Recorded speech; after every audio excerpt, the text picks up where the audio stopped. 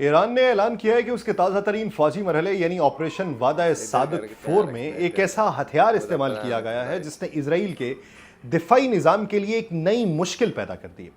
یہ ہتھیار خرم شہر 4 نامی اسٹریٹجک بیلسٹک میزل ہے اور ایران کا دعویٰ یہ ہے کہ اسے پاسداران انقلاب کی ایرو اسپیس فورس نے اسرائیل کے اہم ترین مقامات کی طرف داغا ہے۔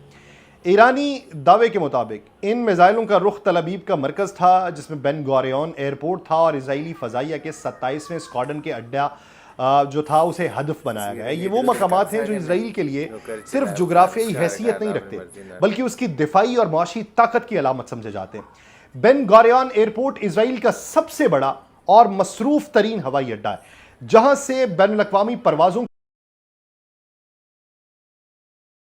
کا بڑا حصہ گزرتا ہے، جبکہ فضائیہ کے اسکواڈرن کا اڈہ اسرائیلی فضائی دفاع اور حملہ آور صلاحیتوں کا اہم مرکز سمجھا جاتا ہے۔ اس لیے اگر کوئی میزائل ان جگہوں کو نشانہ بنانے کی صلاحیت رکھتا ہے تو اس کا مطلب صرف ایک حملہ نہیں بلکہ ایک پیغام ہوتا ہے، اور یہ وہاں پہ جا کے ہٹ ہوا، کس حد تک نقصان پہنچایا ہوگا، اس کا تذکرہ اس ویلاگ میں۔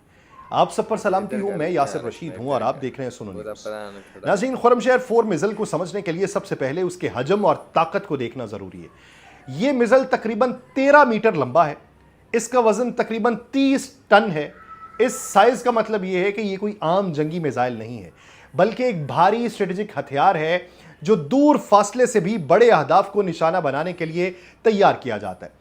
اس میزائل کی ایک اور اہم خصوصیت یہ ہے کہ یہ 1 ٹن سے زیادہ دھماکہ خیز مواد لے جانے کی صلاحیت رکھتا ہے۔ اگر سادہ الفاظ میں سمجھیں تو اس کا مطلب یہ ہے کہ جب یہ میزائل اپنے ہدف کے قریب پہنچتا ہے تو اس کے وار ہیڈ میں موجود دھماکہ خیز مواد اتنا طاقتور ہوتا ہے کہ ایک بڑے فوجی اڈے، ایئرپورٹ یا کسی اہم تنصیب کو شدید نقصان پہنچا سکے۔ مگر صرف دھماکہ خیز مواد ہی اس میزائل کی طاقت نہیں ہے، اصل فرق اس کی رفتار پیدا کرتی ہے۔ ایران کے مطابق خرم شہر 4 میزائل کی زیادہ سے زیادہ رفتار آواز کی رفتار سے 16 گنا تک پہنچ سکتی ہے۔ آواز کی رفتار کو اگر عام انداز میں سمجھا جائے تو ایک جنگی طیارہ عام طور پہ آواز کی رفتار کے قریب یا اس سے کچھ زیادہ رفتار سے پرواز کرتا ہے، مگر جب کوئی میزائل اس رفتار سے کئی گنا زیادہ تیزی سے سفر کرے تو اس کا مطلب یہ ہوتا ہے کہ دفاعی نظام کے پاس رد عمل دینے کے لیے وقت بہت کم رہ چکا ہے۔ ایران کا یہ کہنا ہے کہ جب خرم شہر 4 میزل فائر کیا جاتا ہے تو اس کے ہدف تک پہنچنے میں تقریباً 10 سے 12 منٹ لگتے ہیں۔ جنگی حکمت عملی میں یہ وقت بہت کم سمجھا جاتا ہے کیونکہ کسی بھی ملک کا میزائل دفاعی نظام، چاہے وہ ریڈار ہو، انٹرسیپٹر میزائل ہوں یا فضائی دفاعی بیٹریز ہوں، سب کو ایک مخصوص وقت درکار ہوتا ہے تاکہ وہ آنے والے خطرے کو پہچان سکیں، اس کا راستہ معلوم کر سکیں اور پھر اسے تباہ کرنے کے لیے میزائل داغ سکیں۔ جب یہ وقت بہت کم ہو جائے تو دفاعی نظام پہ دباؤ بڑھ جاتا ہے۔ اس میزائل کی ایک اور خاص بات اس کا وار ہیڈ ہے جسے ایران جدید مینوریبل وار ہیڈ کہتا ہے، یعنی سادہ زبان میں اس کا مطلب یہ ہے کہ یہ وار ہیڈ اپنے سفر کے آخری مرحلے میں اپنا راستہ بدلنے کی بھی صلاحیت رکھتا ہے۔ عام بیلسٹک میزائل ایک طے شدہ راستے پہ سفر کر سکتے ہیں، ریڈار انہیں دیکھ کے اندازہ لگا لیتے ہیں کہ یہ کہاں گرے گا، پھر دفاعی میزائل اسی مقام کی طرف داخل جاتے ہیں، مگر جب وار ہیڈ راستہ بدل سکتا ہو تو دفاعی نظام کے لیے اسے پکڑنا زیادہ مشکل ہو جاتا ہے، اسے ہی معلوم نہیں پڑتا کہ یہ جائے گا کہاں پہ۔ اسی وجہ سے جدید جنگوں میں منوریبل وار ہیڈ کو ایک اہم پیش رفت سمجھا جاتا ہے کہ جب میزائل زمین کی فضا میں دوبارہ داخل ہو اور ہدف کے قریب پہنچے تو اس وقت اگر وہ اچانک اپنا زاویہ بدل دے تو دفاعی میزائل کے لیے اس کا درست تعاقب کرنا مشکل ہو جاتا ہے۔ یہی وہ مرحلہ ہوتا ہے جہاں زیادہ تر میزائل دفاعی نظام ناکام ہو جاتے ہیں۔ پھر یہاں پر ایک اور سوال پیدا ہوتا ہے کہ ایران نے خرم شہر 4 میزائل کو کیوں اہم سمجھا؟ اس کا جواب ایران کے میزائل پروگرام کی تاریخ میں ملتا ہے۔ ایران کئی دہائیوں سے اپنے بیلسٹک میزائل پروگرام پہ کام کر رہا ہے۔ اس پروگرام کا بنیادی مقصد یہ بتایا جاتا ہے کہ ایران کسی بھی ممکنہ حملے کے خلاف دور سے جواب دینے کی صلاحیت رکھے۔ چونکہ ایران کے پاس جدید مغربی جنگی طیاروں کی بڑی تعداد موجود نہیں ہے، اس لیے اس نے اپنی دفاعی حکمت عملی میں میزائل ٹیکنالوجی کو مرکزی حیثیت دی ہے۔ خرم شہر سیریز کے میزائل اسی حکمت عملی کا حصہ ہیں اور ان میزائلوں کو اس طرح تیار کیا گیا ہے کہ وہ بھاری وار ہیڈ لے جا سکیں اور دور فاصلے تک مار کر سکیں۔ ایران کے مطابق خرم شہر 4 اس سیریز کا سب سے جدید ورژن ہے جس میں رفتار، درستگی اور وار ہیڈ کی صلاحیت کو مزید بہتر بنایا گیا۔ اب اگر اسے اسرائیل کے دفاعی نظام کو مد نظر رکھ کے دیکھا جائے تو وہاں کئی تہوں پر مشتمل دفاعی نظام موجود ہیں، ان میں آئرن ڈوم، ڈیوڈ سلنگ اور ایرو جیسے نظام شامل ہیں۔ آئرن ڈوم عموماً چھوٹے راکٹس اور قریبی فاصلے کے خطرات کو روکنے کے لیے استعمال ہوتا ہے۔ ڈیوڈ سلنگ درمیانی فاصلے کے میزائلوں کے لیے بنایا گیا، جبکہ ایرو نظام طویل فاصلے کے بیلسٹک میزائلز کو فضا میں ہی تباہ کرنے کے لیے تیار کیا گیا۔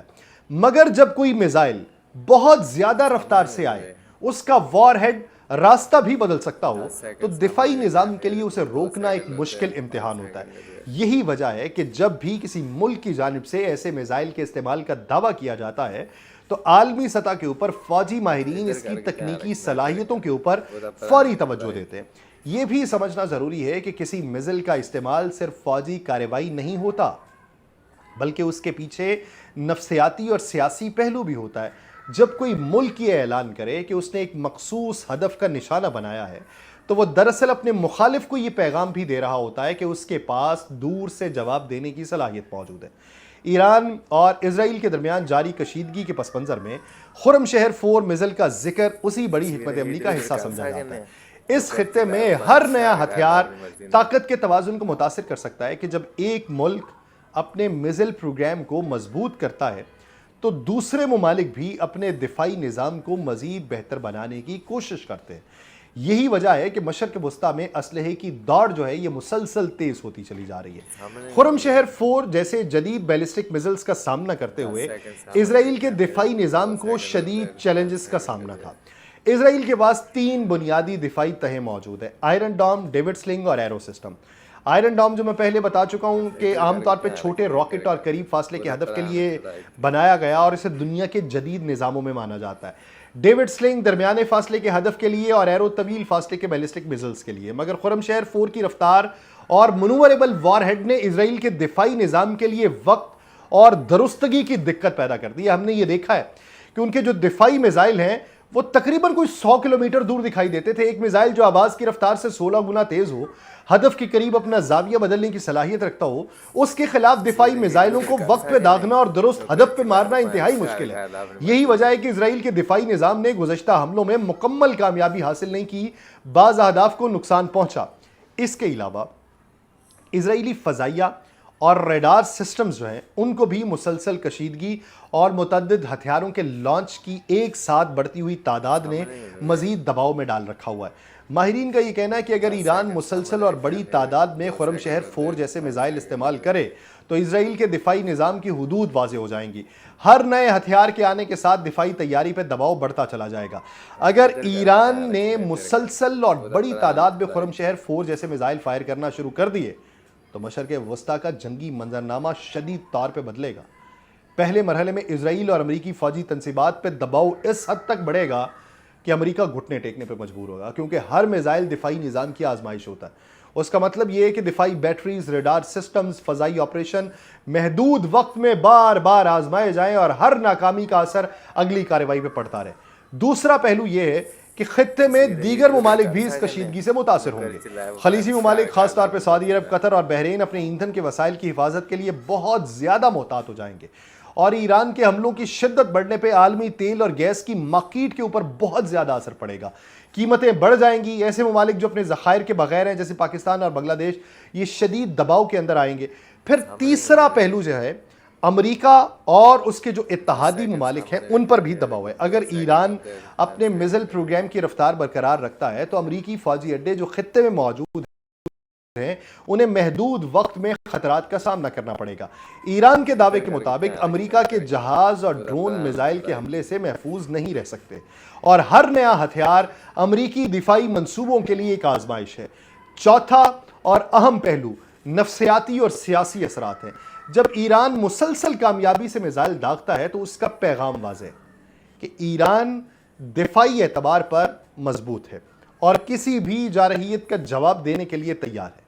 اس میں جو خطے کے دیگر ممالک ہیں ان کی پالیسیز کے اوپر بھی اثر پڑتا ہے۔ کچھ ممالک ایران کے ساتھ جو تعلقات ہیں ان کو معتدل کرنے کی کوشش کر رہے ہیں، پس پردہ روابط کرنے کی بھی کوشش کر رہے ہیں، اور کچھ یہ بھی کہہ رہے ہیں کہ ہماری آئل تنصیبات کو نشانہ نہ بنایا جائے۔ امریکن اہداف کو بنانا ہے تو بنا لیا جائے، لیکن اس کا ڈھنڈورا نہ پیٹا جائے۔ لیکن ابھی اس وقت منظرنامہ یہ ہے کہ کچھ اہداف جو ایسے حاصل کیے جا رہے ہیں جس میں فالس فلیگ آپریشن بھی یا فالس فلیگ حملے بھی دکھائی دیتے ہیں۔